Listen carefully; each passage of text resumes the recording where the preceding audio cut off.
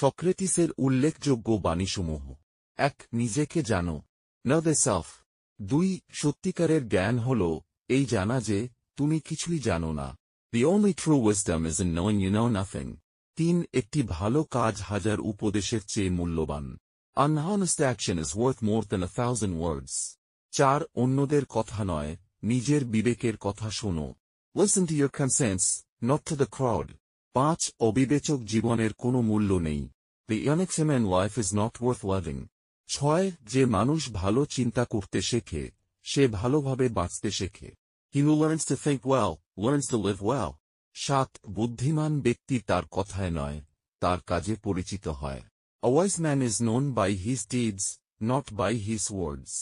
8. যে অন্যকে শেখাতে পারে, সে নিজেও শেখে।